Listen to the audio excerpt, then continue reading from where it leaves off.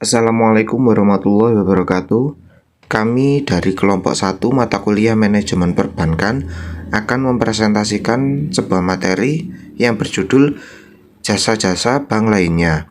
Sebelum masuk ke materi, kami akan memperkenalkan diri terlebih dahulu. Nama saya Dwi Nirwana Putra dari kelas 7 MA 4 mata kuliah manajemen perbankan. Perkenalkan, nama saya Afendi Olivian Samsi dari kelompok 1 mata kuliah manajemen perbankan kelas 7 MA 4. Assalamualaikum warahmatullahi wabarakatuh. Saya Bagus Teguh Santoso dari kelompok 1 NIM 215121935 mata kuliah manajemen perbankan dari kelas 7 MA 4. Perkenalkan, nama saya Delvin Mega Maulin dari kelompok 1 mata kuliah manajemen perbankan kelas 7 MA 4. Perkenalkan, nama saya Muhammad Eko Andreas Puji dari kelompok 1 manajemen perbankan dari kelas 7 MA 4. Selanjutnya kita masuk ke materi. Yang pertama adalah pengertian dari jasa-jasa bank lainnya, yakni kegiatan menyalurkan dana. Kegiatan ini adalah menjual dana yang telah dihimpun dari masyarakat. Selanjutnya adalah tujuan dari jasa-jasa bank lainnya. Tujuannya yakni untuk mendukung dan memperlancar kegiatan menghimpun dana dan menyalurkan dana. Selanjutnya adalah keuntungan jasa-jasa bank. Yang pertama, keuntungan pokok perbankan didapat dari selisih bunga simpanan dengan bunga kredit atau spread based. Yang kedua adalah bank juga memperoleh keuntungan dari transaksi yang diberikan oleh jasa-jasa bank lainnya atau fee based. Yang ketiga adalah bentuk-bentuk dari jasa-jasa bank ini, yaitu yang pertama adalah biaya administrasi, yang kedua biaya kirim, yang ketiga biaya tagih, yang keempat biaya provisi, yang kelima biaya sewa, dan yang keenam biaya iuran. Jenis-jenis jasa-jasa bank lainnya. Yang pertama yaitu kiriman atau transfer, adalah jasa pengiriman uang lewat bank baik dalam kota atau luar negeri. Lama pengiriman tergantung dari sarana yang digunakan untuk mengirim. Sarana-sarana yang biasa digunakan yaitu surat, telex, telepon, faksimiles, online komputer, dan lain-lain. Di sini keuntungan dari transfer bagi nasabah. Yang pertama, pengiriman uang lebih cepat. Yang kedua, aman sampai tujuan. Yang ketiga, pengiriman dapat dilakukan lewat telepon melalui pembebanan rekening. Yang keempat, prosedur mudah dan murah. Keuntungan transfer bagi bank. Yang pertama, biaya kirimnya. Yang kedua, biaya provisi dan komisi. Yang ketiga, pelayanan dan kepada nasabah. Kemudian jenis-jenis jasa-jasa bank lainnya yaitu clearing. Merupakan jasa penyelesaian utang piutang antara bank dengan cara saling menyerahkan warkat-warkat yang akan dikliringkan di lembaga clearing, atau penagihan warkat seperti cek atau PG yang berasal dari dalam kota. Tujuan dilaksanakan clearing oleh Bank Indonesia. Yang pertama yaitu untuk memajukan dan memperlancar lalu lintas pembayaran giral. Yang kedua, agar perhitungan penyelesaian hutang piutang dapat dilaksanakan lebih mudah, aman, dan efisien. Warkat-warkat yang dapat dikliringkan itu yang pertama itu berupa cek, bilet, giro atau BG, yang ketiga wesel bank, yang keempat surat bukti penerimaan transfer dari luar kota, yang kelima lalu lintas giral atau LLG atau nota kredit. Proses penyelesaian warkat-warkat clearing. Yang pertama, clearing keluar, yaitu membawa warkat-warkat clearing ke lembaga clearing dan menyerahkan kepada yang berhak. Clearing keluar terdiri dari penyerahan surat-surat debit keluar dan penyerahan nota kredit keluar atau LLG. Yang kedua, yaitu clearing masuk. Menerima warkat di lembaga clearing dan diproses di bank yang bersangkutan. Clearing masuk terdiri dari penerimaan surat-surat debit masuk dan nota kredit masuk atau LLG. Pengembalian clearing atau clearing return, yaitu pengembalian warkat-warkat clearing yang tidak memenuhi syarat yang ditentukan. Di sini juga ada alasan penolakan clearing. Yang pertama yaitu asal cek atau biji salah. Yang kedua, tanggal cek atau biji belum jatuh tempo. Yang ketiga, materai tidak ada atau tidak cukup. Yang keempat, jumlah yang tertulis di angka dan huruf berbeda. Yang kelima, tanda tangan tidak sama atau lengkap. Yang keenam, coretan atau perubahan tidak ditandatangani. Yang ketujuh, cek atau biji sudah kadaluarsa. Yang delapan, resi belum kembali. Yang sembilan, endorsement cek tidak benar. 10, rekening sudah tutup. Yang ke-11, dibatalkan penarik. 12, rekening diblokir oleh berwajib. 13, kondisi cek atau biji rusak atau tidak sempurna. Di sini saya akan menjelaskan tentang jenis-jenis jasa-jasa bank lainnya. Yang pertama, inkaso. Inkaso merupakan jasa bank untuk menagihkan warkat-warkat yang berasal dari luar kota atau luar negeri. Warkat-warkat yang dapat diinkasokan adalah cek, billet giro, wesel, surat aksep, dividen, kupon, money order, dan surat berharga lainnya. Proses penyelesaian inkaso. Yang pertama, inkaso berdokumen, di mana surat-surat yang diinkasokan disertai oleh dokumen yang mewakili surat atau barang tersebut. Yang kedua, inkaso tidak berdokumen. Surat yang diinkasokan tidak diwakili dokumen yang mewakili surat atau barang tersebut. Penyelesaian inkaso ke luar negeri merupakan penagihan warkat ke luar negeri dan merupakan proses inkaso keluar. Sedangkan penerimaan warkat dari luar negeri merupakan inkaso masuk dari luar negeri. Kemudian ada safe deposit box. Safe deposit box merupakan jasa-jasa bank yang diberikan kepada para nasabahnya. Jasa ini dikenal juga dengan nama safe locket. Kegunaan dari safe deposit box adalah untuk menyimpan surat-surat berharga seperti sertifikat deposito, sertifikat tanah, saham, obligasi, akte kelahiran, surat nikah, ijazah, dan paspor. Di samping itu, safe deposit box dapat pula digunakan untuk menyimpan benda-benda berharga seperti emas, mutiara, berlian, intan, dan permata. Keuntungan dari safe deposit box yang pertama, bagi nasabah, biaya sewa, uang setoran, jaminan yang mengendap, pelayanan nasabah. Lalu bagi pemegang, menjamin kerahasiaan barang-barang yang disimpan karena pihak bank tidak perlu tahu isi safe deposit box selama tidak melanggar aturan yang telah ditentukan sebelumnya. Keamanan dokumen juga terjamin. Jenis-jenis jasa bank lainnya. Bank card merupakan kartu plastik yang dikeluarkan oleh bank yang berikan kepada nasabahnya untuk dapat dipergunakan sebagai alat pembayaran di tempat-tempat tertentu seperti supermarket, pasar swalayan, hotel, restoran, tempat hiburan, dan tempat lainnya. Cara kerja bank card. Cara kerja kartu ini mulai dari nasabah mengajukan permohonan sebagai pemegang kartu dengan memenuhi segala peraturan yang ada. Yang kedua, bank akan menerbitkan kartu apabila disetujui dan diserahkan ke nasabah.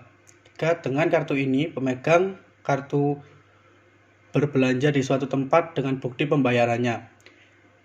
Yang keempat, pihak pedagang akan menagih ke bank dan bank akan bayar sesuai perjanjian. Yang kelima, bank akan menagih ke pemegang kartu berdasarkan bukti pembelian dengan disertai suku bunga. Yang keenam, pemegang kartu akan membayar sejumlah nominal yang tertera sampai batas waktu yang telah ditentukan. Banknotes merupakan uang kartal asing yang dikeluarkan dan diterbitkan oleh bank di luar negeri. Banknotes dikenal dengan istilah devisa tunai yang mempunyai sifat-sifat seperti uang tunai. Dalam transaksi jual beli banknote, bank mengelompokkan banknotes ke dalam dua klasifikasi, yaitu banknotes yang lemah dan banknotes Pengelompokan banknotes berdasarkan kategori. Yang pertama, banknotes mudah diperjualbelikan. 2. Nilai tukar terkendali atau stabil. 3. Frekuensi penjualan sering terjadi. Dan 4. Pertimbangan lainnya. Contoh banknotes kuat: USD, SGD, GBP, AUD, DIM, YPN, dan HKD. Untuk banknotes yang lemah: IDL, NLG, VRV, CID, NZD, MYR, dan THB. Traveler QE dikenal dengan nama cek wisata atau cek perjalanan yang biasanya digunakan oleh mereka yang hendak berpergian jauh atau sering dibawa oleh turis. Traveler QE diterbitkan dalam pecahan-pecahan tertentu seperti halnya uang kartal dan diterbitkan dalam mata uang rupiah dan mata uang asing. Keuntungan serta manfaat penggunaan traveler QE: yang pertama, memberikan kemudahan berbelanja karena traveler QE dapat dibelanjakan atau diuangkan di berbagai tempat. Yang kedua, mengurangi risiko kehilangan uang serta setiap traveler QE dilayani secara ganti. Yang ketiga, memberikan rasa percaya diri karena si pemakai traveler QE dilayani secara prima. Yang keempat, dapat dijadikan cenderamata ataupun hadiah buat teman, kolega, atau nasabah. Yang kelima, biasanya untuk pembelian travel QE tidak dikenakan biaya, begitu pula pada saat pencairannya. Namun hal ini sangat tergantung kepada bank yang menerbitkannya. Untuk slide selanjutnya yakni jenis-jenis jasa-jasa bank lainnya. Letter of credit dalam kurung L atau C merupakan salah satu jasa bank yang diberikan kepada masyarakat untuk memperlancar arus barang dalam kurung ekspor impor, termasuk barang dalam negeri dalam kurung antar pulau. Kegunaan letter of credit adalah untuk menampung dan menyelesaikan kesulitan-kesulitan dari pihak pembeli dalam kurung importir maupun penjual dalam kurung eksportir dalam transaksi dagangannya. Jenis-jenis LC yaitu reversible L atau C, irreversible L atau C, SIG L atau C, usance L atau C, restricted L atau C, unrestricted L atau C, red clause L atau C, transferable L atau C, revolving L atau C, dan lain-lain. Dokumen dalam proses penyelesaian L atau C. Bill of loading dalam kurung B atau L atau consignment draft dalam kurung vessel, faktur dalam kurung invoice, asuransi, daftar pengepakan, packing list, certificate of origin, certificate of inspection, dan lain-lain. Untuk slide yang 14 yakni jenis-jenis jasa bank lainnya, bank garansi dan referensi bank, yaitu jaminan pembayaran yang diberikan oleh bank kepada suatu pihak perorangan, perusahaan atau badan lembaga lainnya dalam bentuk surat jaminan. Di dalam pemberian fasilitas bank garansi ada 3 pihak terlibat, yaitu 1. Pihak pinjaman bank, 2. Pihak terjamin nasabah, 3. Pihak penerima jaminan pihak ketiga. Untuk slide yang ke-14 itu Tujuan pemberian bank garansi oleh pihak bank kepada si penerima jaminan atau dijaminkan adalah sebagai berikut. Memberikan bantuan fasilitas dan kemudahan dalam memperlancar transaksi nasabah. Bagi pemegang jaminan bank garansi adalah untuk memberikan keyakinan bahwa pemegang jaminan tidak akan menderita kerugian bila pihak yang dijaminkan melainkan kewajibannya, karena pemegang akan mendapat ganti rugi dari pihak perbankan. 3. Menumbuhkan rasa saling percaya antara pemberi jaminan, yang dijaminkan, dan yang menerima jaminan. 4. Memberikan rasa aman dan ketentraman dalam berusaha baik bagi bank maupun bagi pihak lainnya. 5. Bagi bank, di samping keuntungan yang di atas juga akan memperoleh keuntungan dari biaya-biaya yang harus dibayar nasabah serta jaminan lawan yang diberikan. Di sini saya akan melanjutkan penjelasan mengenai jenis-jenis jasa bank lainnya. Yang selanjutnya yaitu memberikan jasa-jasa di pasar modal. Perbankan mendukung setiap kegiatan yang ada demi kelancaran transaksi pasar modal di bursa. Jasa-jasa bank yang memberikan dalam rangka mendukung kelancaran transaksi di pasar modal ada 6, yaitu yang pertama penjamin emisi atau disebut juga dengan underwriter. Yang kedua penjamin atau guarantor. Yang ketiga wali amanat atau trustee.